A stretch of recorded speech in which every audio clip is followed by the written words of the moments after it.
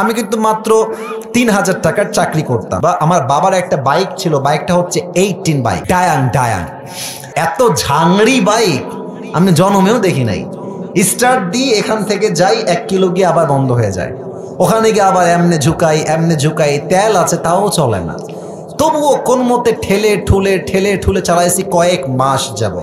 আচ্ছা, একটা পর্যায়ে গিয়ে এমন একটা অবস্থা হলো আমার পকেটের, যে তেল যে ভরবো বাইকে ওই টাকা আমার পকেটে নাই। তা আব্বাকে বললাম, আব্বা मैं माफ़ी भी मांगता हूँ, दुआ भी मांगता हूँ, আমার দ্বারা এই বাইক আর চলবে না, তোমার বাইক তুমিই রাখো।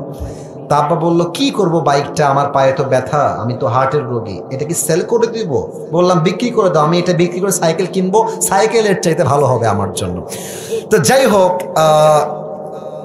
বাইকটা বিক্রি করব ভাব, মানে এটা এইভাবে কখনো আমি আগে কোনো মাহফিলে বলি নাই, এতটা ব্যাখ্যা দিয়ে বলি নাই, আজকে বলছি বাইকটা বিক্রি করে দিব অভাবের জন্য।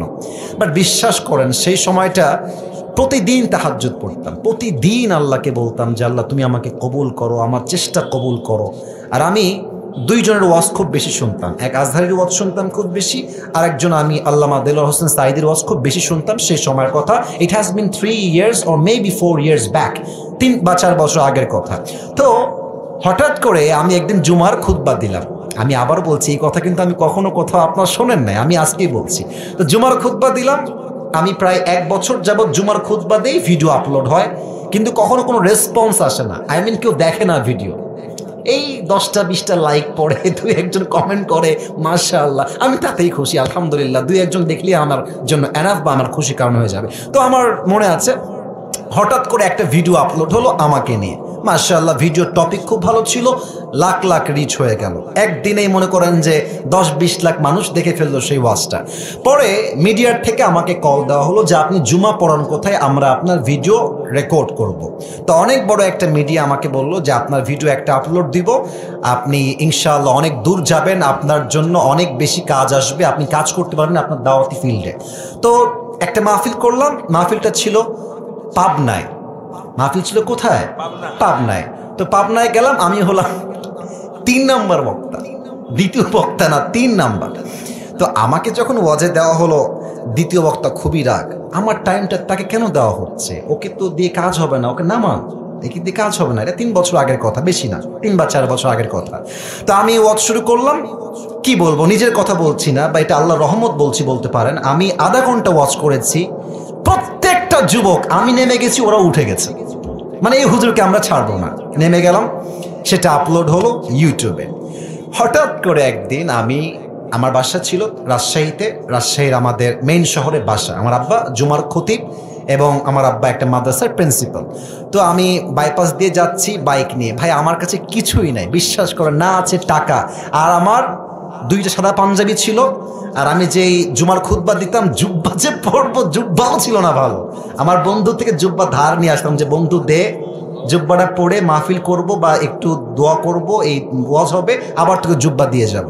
তো আমি এই অবস্থায় মাহফিলের জন্য বা রাস্তা দিয়ে হাঁটতেছি, তো হঠাৎ করে আমার কাছে একটা কল আসলো, বললো আপনি কি আবরারুল হক আসিফ বলছেন? এটা অনেক আগের কথা, আমার ক্যারিয়ার কিন্তু শুরু হয় না। বললাম জি ভাইয়া, আমি আবরারুল হক আসিফ বলছি, আপনি কে? তো বললো যে আমি অমুক জেলার থেকে বলছি, আপনার একটা মাহফিলের ডেট লাগবে। শুনে কলিজায় এত শান্তি লাগলো যে আলহামদুলিল্লাহ, আল্লাহ হয়তো আমার রাস্তা খুলতেছে, এই তো রাস্তা আমার খুলে যাচ্ছে। তা আমি একটু ভাব নিলাম, আমার কিন্তু ডেট মেট কিছুই নাই। বললাম ও আচ্ছা, ডেট নিবেন কবে, আমাকে তো একটু দেখতে হবে ভাই।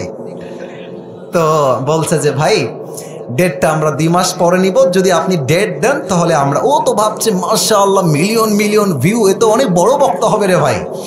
তো আমি একটু ভাবতাম, আমি বললাম ঠিক আছে, আমি ডায়েরি দেখে আপনাকে বলছি। আমার ডায়েরিতে কোনো ডেটই নাই। তো যাই হোক, পরে সে বললো যে ভাই ডেট কি আছে, ডেট কি হবে? আমি নিজেই, আমার তো ডেট লাগবে রে ভাই।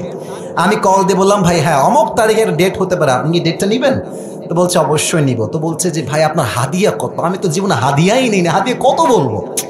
এখন বলছি যে ভাইয়া হাদিয়া আসলে বলা যাবে না, আপনি বলেন যে আপনি আমাকে কত দিবেন। তো আমার বেতন কিন্তু ভাই মাত্র 3,000 টাকা, এবং 3,000 টাকা এত কম আমার জন্য, বাইকের তেল ভরতে আমার 3,000 টাকা শেষ হয়ে যায়, খাবো কি আর পরবো কি। তো আমার ভাই বলছে যে আপনি একটু বললে আমার জন্য খুব ভালো হয়। তো আমি বললাম যে আপনাদের গত বছরে কে আসছিল? বলছে আমাকে একজন বক্তা আসলো। কয় টাকা দিয়েছেন? বলছে 20,000 টাকা দিয়েছি। মনে বলছি 20,000 টাকা, আর ওকে বলছি ভাই এটা কোনো টাকা হইল? আচ্ছা যাই হোক, অনেক কথাবার্তা বলে সে বলল ঠিক আছে আপনাকে আমরা 25,000 টাকা দিব, গাড়ি ভাড়া সব কিছু মিলিয়ে, খাওয়া দাওয়া মিলিয়ে, থাকা সহ 25,000 টাকা আমি আপনাকে দিব। তো বললাম দিব বললেই তো হবে না ভাইজান, আপনাকে তাকে অ্যাডভান্স করতে হবে, না আমি প্রোগ্রামটা কনফার্ম মনে করব কেমন করে। তো বলছে ঠিক আছে ভাই আপনি আপনার নাম্বারটা আমাকে দেন, আমি আপনাকে 5,000 টাকা অ্যাডভান্স করছি। আমি বললাম ইয়ার ইয়ে তো মেরি রাস্তা খুল গিয়া মাশাআল্লাহ। তো বলছে ঠিক আছে আমি আপনাকে দিচ্ছি, নাম্বারটা আমাকে পাঠান। তো নাম্বার দিলাম, 3 দিন কোনো খবর নাই। মনটা আবার খারাপ, জানলাম ডেটটা কি তাহলে পাবোই না। তো 3 দিন পরে আবার আমার ভাই কল দিয়ে বলছে প্রিয় ভাই আপনাকে তো আমি টাকা দিব, বাট আমি টাকা তুলতে পারি নাই এলাকার থেকে, তাই টাকাটা দিতে পারি নাই। তো মাশাআল্লাহ সবাই আমাকে টাকা দিয়ে দিয়েছে, আপনার নাম্বারে আমি এখনই টাকা পাঠাচ্ছি। তা আমাকে ওই প্রথম মাহফিলের জন্য 5,000 টাকা অ্যাডভান্স দেওয়া হয়, এবং 5,000 টাকায় আমি আমার আব্বা আম্মাকে দিয়ে দিয়েছি। যাও তোমরা নাও। বিশ্বাস করেন ওই যে আমার জার্নি শুরু হলো, আল্লাহু আকবার, কি বলবো। এখন এমন একটা দিন নাই যেই দিন শত শত কল আসে না। আসিফ হুজুরকে লাগবে আপনাদের কি, আমাকে বলে 3 লাখ নিবেন, 2 লাখ নিবেন, 1.5 লাখ নিবেন, কত খালি বলেন না আপনাকে আমরা চাই। আপনি বলবেন হুজুর আপনি এত লম্বা স্টোরি কেন বললেন? 1 ঈমান, 2 হচ্ছে তাকওয়া। এই 2টা থাকলে বান্দার সফলতা কেউ আটকায় রাখতে পারে না, ঠিক কিনা বলে? ওয়ারযুকুহু মিন হাইসু লা ইয়াহতাসিব, তোমার রিজিক আমি এমন জায়গার থেকে দিব তুমি কখনো কল্পনাই করতে পারবে না। আল্লাহু আকবার।